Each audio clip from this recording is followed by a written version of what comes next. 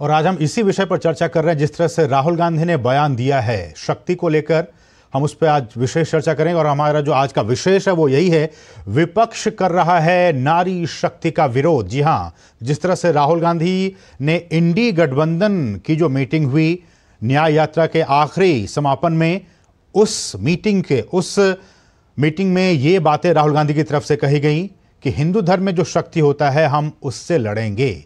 क्या इसके मायने हैं? तो विपक्ष कर रहा है क्या नारी शक्ति का विरोध, आज हमारा यही विषय है। और इस पर चर्चा करने के इस वक्त हमारे साथ दो खास मेहमान जुड़े हुए हैं। हमारे साथ बीजेपी के जो प्रवक्ता हैं सिद्धार्थ यादव जी, वो इस वक्त हमारे साथ जुड़ चुके हैं। और साथ ही साथ हमारे साथ प्रफुल्ल केतकर इस वक्त जुड़ चुके हैं। आप दोनों ही मेहमानों का बहुत बहुत स्वागत। हमारे साथ डॉली शर्मा जी भी जुड़ने वाली हैं, जो कि कांग्रेस की तरफ से अपना पक्ष रखेंगी। लेकिन सिद्धार्थ जी, सबसे पहले मैं आपके पास आना चाहूंगा। और ये जो बयान आया राहुल गांधी की तरफ से, क्या इसे, चूंकि हमने कई बार देखा है, समझा है कि हिंदू धर्म, सनातन धर्म की समझ उन्हें नहीं है, क्या इस बयान को वो जानबूझकर दिए हैं या फिर नासमझी में दिया गया ये बयान? कैसे इसको आप देखते हैं?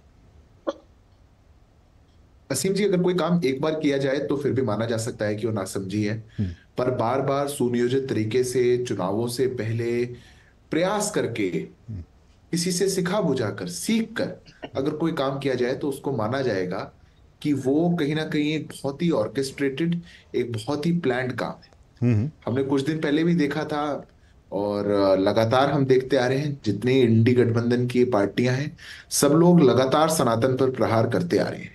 राहुल जी की चुप्पी वहां भी रहती है, भारत को तोड़ने का प्रहार भी उनके नेताओं द्वारा होता है, उनकी चुप्पी वहां भी रहती है।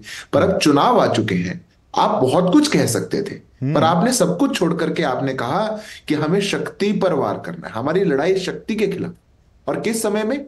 जब भारत पूरे विश्व को उस शक्ति के पूजन की एक ऐसी एक इमेज दिखा रहा है कि अगर हमारा चंद्रयान भी अगर चांद पे जाकर के पहुंचा, साउथ पोल पे पहुंचा, तो हमने उसको शिव शक्ति पॉइंट दिया। अगर हमने अपनी आधी आबादी के लिए कुछ, उनको सशक्त करने के लिए कुछ कानून हम लेकर के आए, तो हमने उसको नारी शक्ति वंदन अधिनियम का नाम दिया। जब ऐसे दौर में भारत जी रहा हो जहां पर हम अपनी आधी आबादी को सशक्त करके गांव में, कस्बों में उनके हाथों में ताकत देकर के भारत को आगे बढ़ाना चाहते हो, वहां पर ये मासूम से नेता आकर के कहें कि नहीं नहीं ये तो गलती से, या मैं जानबूझकर नहीं करता, या मैं कुछ और कहना चाहता था, मैं मानता नहीं कि ठीक है। और इसलिए मैं 10 सेकंड में अपनी बात कहूंगा सिंह जी, ये इनको एक आईपीसी की समस्या है। मैं पेशे से वकील भी हूं, इसीलिए एक आईपीसी तो हमारे देश में चलता था, उसको सरकार ने हटा दिया, पर राहुल जी का आईपीसी नहीं हट पा रहा है। वो आईपीसी है इटली, पाकिस्तान और चाइना।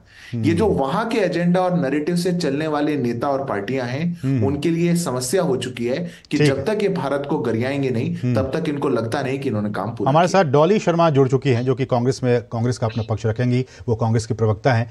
डॉली जी, जैसा कि बीजेपी के कह रहे हैं सिद्धार्थ जी कि ये आईपीसी से प्रेरित होकर इस तरह के बयान देते रहे हैं राहुल गांधी, और एक बार दो बार नहीं, बल्कि पिछले दिनों और इतिहास की बात की जाए तो कई बार सनातन धर्म को लेकर, हिंदू धर्म को लेकर उनके बयान ऐसे में आते रहे हैं। तो इसका मतलब कि ये जानबूझकर दिया गया बयान है हिंदू धर्म के खिलाफ और सनातन धर्म के खिलाफ, और खासकर महिला शक्ति के खिलाफ।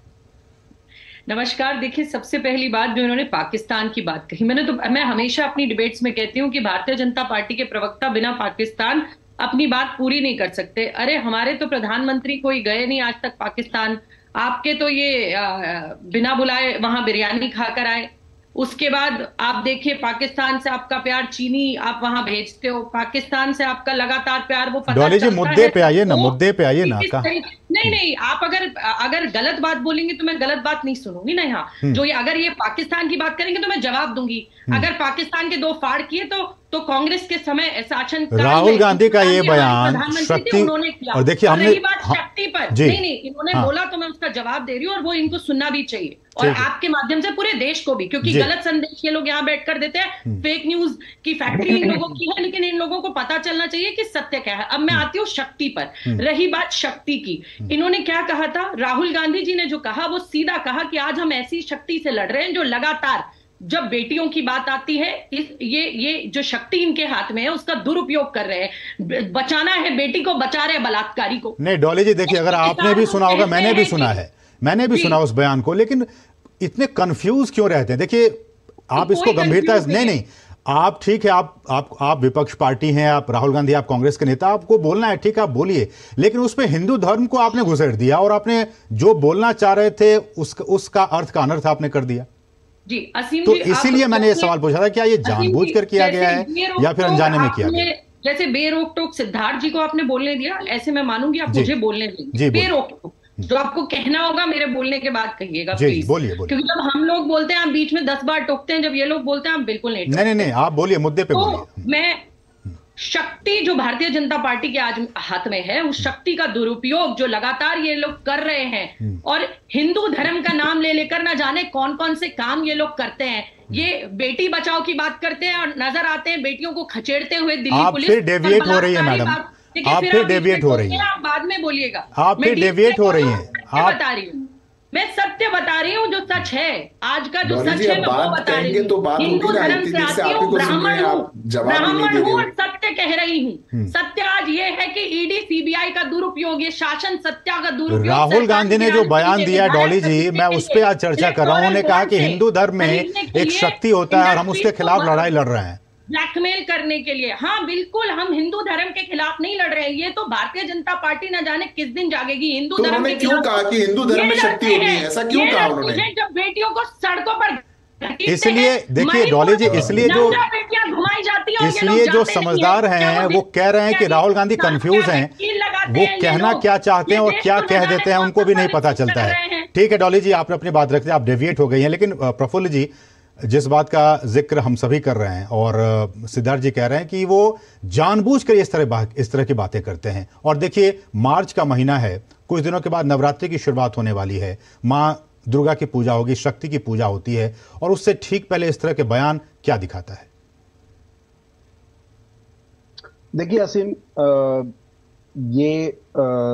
मैं मानता हूं कि राहुल गांधी आइदर अपने आर्टिकुलेशन में कहीं कम पड़ रहे हैं या उनके एडवाइजर उनको गलत एडवाइस दे रहे हैं, क्योंकि उन्होंने इसको एम्फसाइज किया। हिंदू धर्म में शब्द होता है शक्ति, बिल्कुल हिंदू धर्म में शब्द होता है शक्ति, उस शक्ति के खिलाफ अमर रह रहे।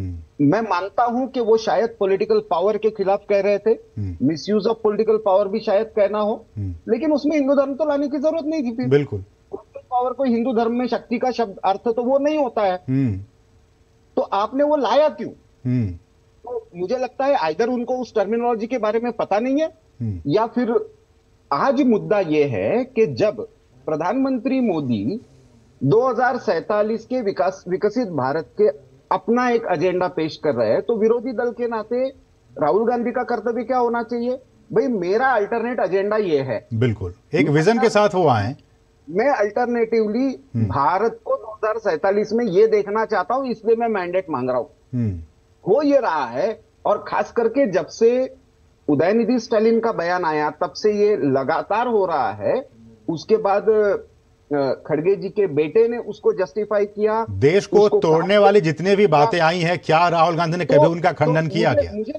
मुझे ये लगता है 2014 के बाद, जैसे एक एंटनी साहब के लीडरशिप में एक कमिटी बनी थी कांग्रेस की रिव्यू करने के लिए, और उन्होंने सेक्युलरिज्म हो, बहुत सारे विषय हो, ऐसा कहा जाता है, मतलब मीडिया में जो रिपोर्ट्स है वो रिपोर्ट तो सामने नहीं आई, ये कहा जाता है कि आइडियोलॉजिकल फॉर्मुलेशन को लेकर कांग्रेस को एक मंथन करना चाहिए, क्लैरिटी लानी चाहिए। बिल्कुल मुझे लगता है अभी जो अलायंसेस फॉर्म हो रही है कांग्रेस के अंदर, उसमें कांग्रेस एक तरफ कुछ दल ऐसे हैं जो कांग्रेस को लायबिलिटी मानकर चल रहे हैं, और कुछ दल ऐसे हैं जो कांग्रेस के लिए लायबिलिटी बन रहे हैं, और ऐसे में आइडियोलॉजिकल कंफ्यूजन और बढ़ रहा है।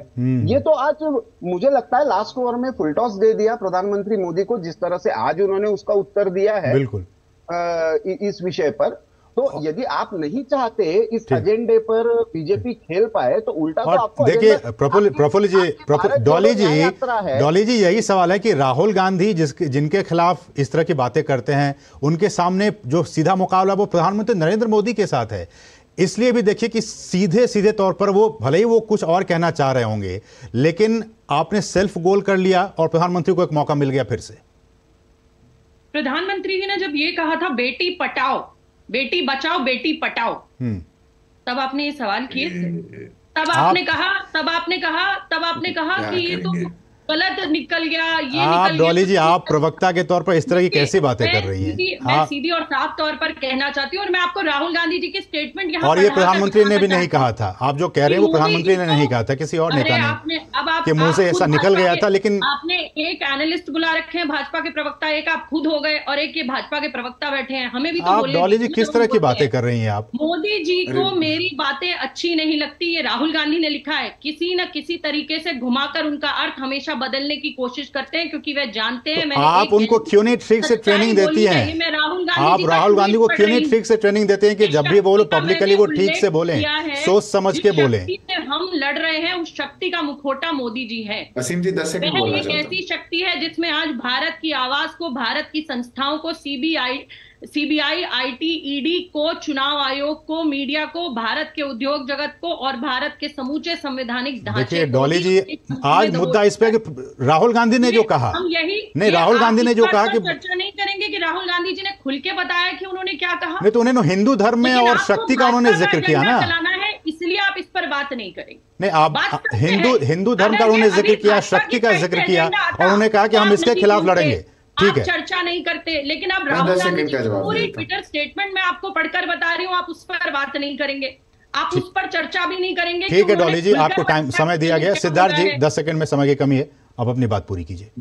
देखिए असीम जी, क्या है, डॉली जी की फ्रस्ट्रेशन बड़ी समझ में आती है, वो बड़ी इंटेलिजेंट है, पर जिनका नेता ऐसा हो जिसको सिखा सिखा करके भी वो इतनी गलती करता रहे, तो स्वाभाविक है कि प्रवक्ताओं के अंदर मन में फ्रस्ट्रेशन आ जाएगी।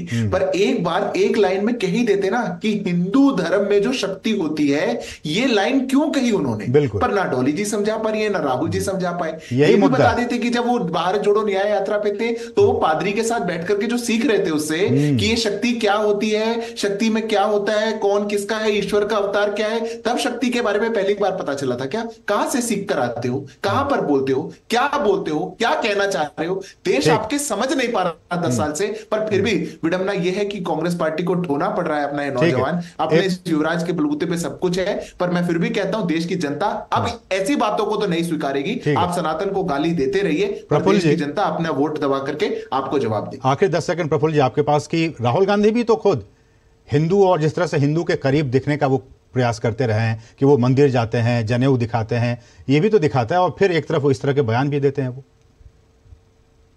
नहीं, इस मामले में आसिम, हमको ये समझना चाहिए, कांग्रेस का ट्रेडिशनल ये एक नेशनल पर्सपेक्टिव रहा है। इंदिरा जी ने सावरकर के बारे में क्या कहा, ये महाराष्ट्र में जाकर सावरकर को गलियाने का काम करते हैं।